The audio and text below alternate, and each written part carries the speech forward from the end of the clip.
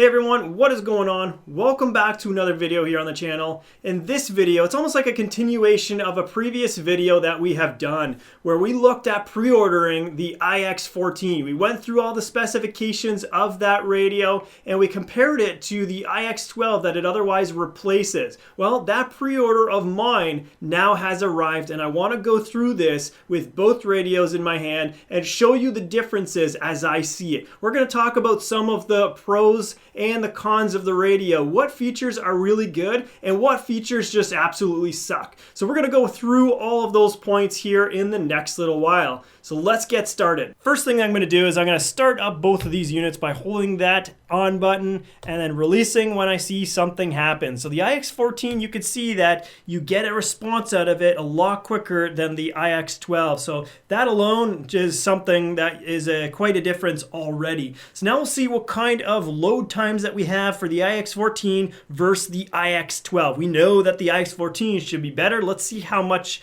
better it actually is.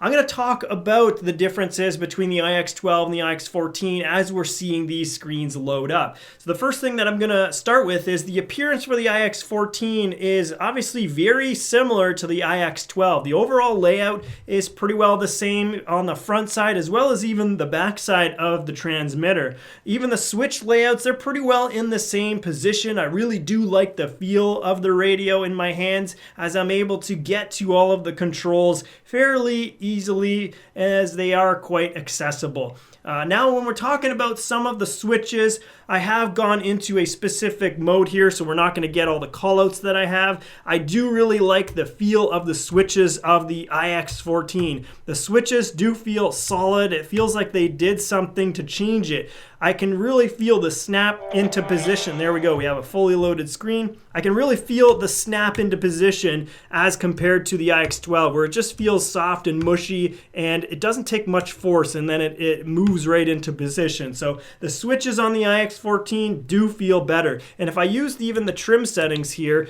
I do like the trim setting as well for the iX14. It does again feel tighter. It feels a bit better than the iX12. Even the power button between the two units, I do like the iX14 switch better here as it does have that firm press of that power button. And then when we look at the Spektrum logo that is lit up orange by some sort of LED back there, the iX14, it looks very good. And if I look at all different kinds of angles, I see that symbol consistently at all angles. Not the case with the iX12. The actual LED here, it begins to become bright at certain angles and not bright at other angles. So it just looks way better on the iX14 and I can appreciate that change. In the center of the radio on the iX14, we have this bracket for your typical lanyard or your neck strap. And on the iX12, you have a single position there.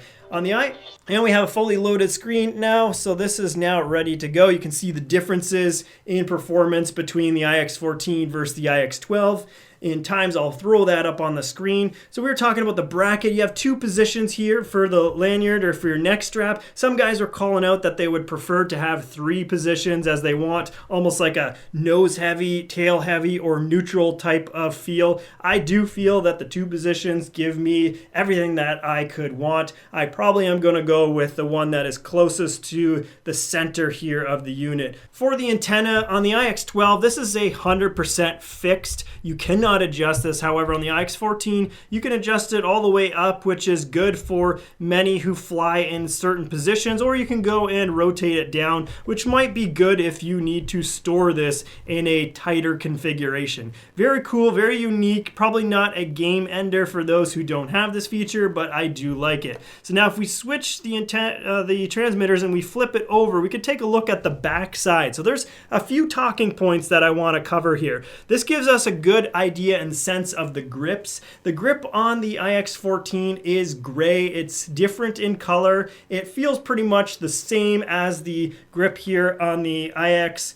What you do notice is that the screw holes are accessible right through the grip on the iX14, where the 12, it actually covers that area. And if you look at the layout of what you have in terms of the inputs, outputs, on the left-hand side here on the iX14, you have your USB-C port. Now, it does come with an adapter where you place that adapter into the USB-C, and then it gives you a magnetic interface that you can use It is something that is cool, but again, I don't think something like that is necessary. I got tons of these USB-C cables and I can simply just place the radio up on end and plug right into it. It's not going to be a big deal to me. Next port that we have here is for your SD. It does look like this is a micro SD card as opposed to the iX12, which has the old style SD card as well as its charge port here on the side. So those two areas are not on the back, they're on the side for the iX12 where they moved it all to the back for the iX14. Then you have your headphone jack as well. So these two last jacks are common for both of those radios. Now one thing that I do want to talk about is the slider. On the iX12, this slider feels nice. It's very smooth. You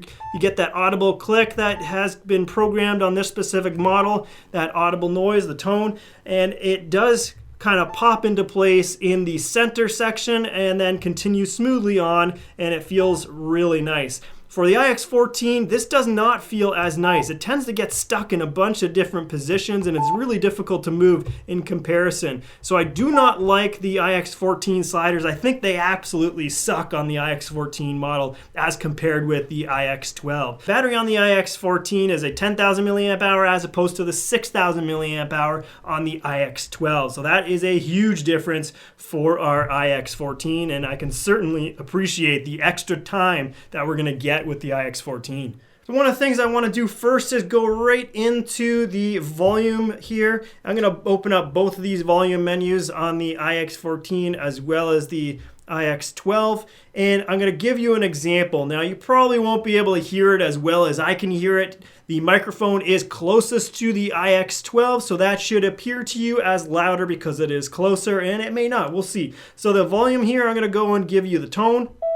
That's the iX14, and the tone here on the iX12. So there's the tone on both of them. The 14 is definitely louder. Now, I can appreciate this. This is a good step up for me because when I'm flying literally this aircraft that's here, the Boomerang Sprint, which is a turbine-powered aircraft in the air, I cannot hear the callouts made by this system on the iX12. However, because of the louder volume on the iX14, I do expect to be able to hear them better than I was with the iX12. That's going to make a difference when this plane is in the air and I'm able to hear every single call out that is going on. Now let's go into the model setup for both of these models. I'm going to push them at the same time, and you could see that the iX14, it loads pretty well instantaneously, where the iX12 takes some time there to get into that menu.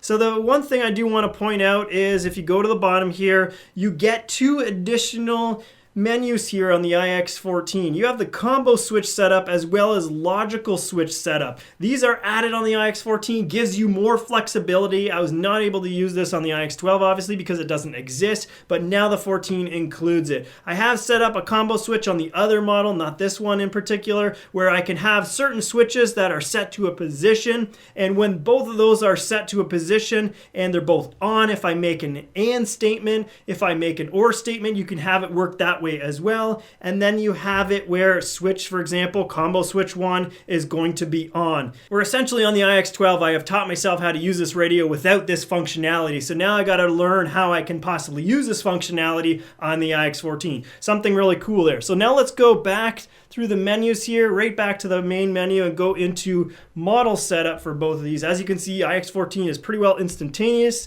and the servo setup, we'll get into that for both models. Now, the reason why I want to go through here is because I just want to show you the speeds that you get with both of these. We'll select that Subtrim menu at the same time. So there's both selected, and you can see there's quite a delay on the iX12. So we'll go back to the main menu here, and now what we're going to do is we're going to go and change our model. So we're going to go into the settings here, and we're going to proceed by holding these down. This turns the radio frequency off, and that's why you have to hit the OK on that. So you can see the iX14 responds a lot quicker than the iX12. And we'll go into a model here that's on the top, and then I'm going to hit select at the very same time and watch the difference in speed. So we select that, and you can see it's already done on the iX14, and I'm going to go back to the main menu here. So the iX14 is essentially done, and the iX12 is just about the halfway mark. So there's a major difference in speed on the model changing capabilities. And you can see this adds up. You're at the field, you're switching it. You know, some could argue this is not a big deal. I got time to wait. Yeah, you do. But when you're experiencing this all the time, the slowness of the system, even getting back to the main menu again, is going to take a few seconds here to go by and allow it to think what it's doing, process it, bring up the menu, and finally, you know, we're at the same screen that we reached like what feels like a year ago on the iX14. So a little bit of an exaggeration, but this is definitely how I feel about these two systems when it comes to the Android performance that we see out of the iX14. So now that we loaded those up, I'm going to quickly jump over to joysticks. I do feel the difference in the iX14 joystick versus the iX12 joystick, but I wouldn't say that there's much of a difference here between the 12 and the 14. They feel very close. Doesn't seem like a major upgrade to me. What I did find interesting about the iX14 is the throttle. If I were to just, you know, move the throttle up, it tends to jump around a little bit. So the setting is different on the throttle stick. I figure the reason why it is like this is because the throttle on the iX14 has been set to be a little bit tighter than the iX12. It seems like the main theme of the iX14 where everything's a little bit tighter, so it seems to make sense to do that on the throttle as well. However, you get this little bit of sticking action, and once you break through that sticking action, then the stick flies up forward, as opposed to I can make a very small adjustment here on the iX12. Very small increments I can do, as opposed to the iX14 trying to do a small increment. It's very, very touchy. So you get the idea. That's probably can be dialed out with a setting change. I have not even looked at it at this point. Okay, we'll cut the throttle here so we don't count down our times, and we're going to talk about the capacitive touch that you can find on the iX14. So you do not have the capacitive touch here on the iX12, but if I were to go and touch on the F switch here, touch switch F. It tells me, because I have that all programmed in, touch switch EE. EE, that's me programming. And then touch switch D. Touch switch D, and then touch switch C. What's really interesting about this is when I go to other switches here on the back. So I'm going to rotate it around. I'm going to touch this switch here. So this doesn't work. If I touch this one, touch switch G. It does work. And if I then touch these two, doesn't work. And if I touch this, touch switch B. It does work. So right now I actually have 6 of the switches that were working, which is better than last night. Last night I only had the top 4 working. And what's really interesting about last night is when I went and got my hand close enough, this would actually be enough to activate the capacitive touch on switch C, as opposed to today where I actually have to physically make contact. So I'm not able to show that because I was not able to capture that yesterday as I was fooling around. It's almost like a different day has a different setting. And then I noticed even if I were to just shake the radio, put it back down, it seemed like it was different yet again. So I don't know if it's something that's going on inside. Another thing I noticed is that if I were to touch something that grounds the system here, such as what I have my hand on in the back, and then touch a switch, it was working this way last night as well, where I can ground with one finger, touch the switch here, and then it would fire the capacitive touch for this switch H that I have selected here. So it's not doing that right now, but it does seem like something with the capacitive touch is going wrong with the iX14. So a couple things that are not ideal with the iX14 being those sliders and the capacitive touch not working the way that I would expect them, but everything else seems to be rock solid and a definite improvement from the iX12 to the iX14. One last thing that I do want to touch on as a difference between the iX12 and the iX14, I feel like this is quite an important thing to talk about, is the battery. Now the battery percentage seems to be very, very linear on the iX14, where the battery percentage display here for the iX12 did not. It almost seems like after I put it to sleep and then wake it up, I would not see 58% when I wake it up. I would see like 50%, maybe 45%, and then as it figured itself out, I guess it would unload the system and then it would jump back up to, let's say, 57%. Very strange for the iX12. And one last thing here for the iX14 is I did receive this transmitter at a state of charge for the battery of 100%. This is very strange, as pretty much everything that I receive with a lithium-based battery is not ever at 100%. I know that these radios probably not sitting in a warehouse for very long. They get them and pretty much have to ship them out within a week or so, or probably not a long duration of time regardless. However, I do find it strange that they would already fully charge the battery pack as opposed to shipping them at the typical storage value there for a lithium battery. Not sure why that's the case, did find it weird. Probably not a big deal, but I thought I'd throw it out there. Now the big question is, the iX14 really worth the upgrade over the iX12 for how much money you actually have to put into the iX14 versus the amount of money that I put into the 12? And I would say absolutely it is worth the money going to the iX14. And the big reason for me is just the speed alone of both of these units. The speed of the iX14 is quite significant versus the iX12. Just going through all those menus, it takes time to load them, and that adds up over time, especially when you're sitting there programming the unit for 3 hours straight. It can take a lot of time going from menu to menu to menu, as opposed to when I was going through the iX14, I was able to fly through the menus and get everything done much quicker than I would ever be able to do this with the iX12. You know, and that's probably just a little tidbit of what I've dealt with between these two radios. A major point for me for the iX12 is I'm flying the airplane around, and it was maybe even this airplane, and then all of a sudden the Android system here crashes. And I shown in the previous video pictures of what it looks like when this does happen. However, when it happens in the air, you don't know that it's actually happening. Why? Because luckily for us, these Android systems are completely separate to the board that operates our transmission here, our frequency. And what this allows is us to be able to control the airplane whether we have an Android tablet up and running or not.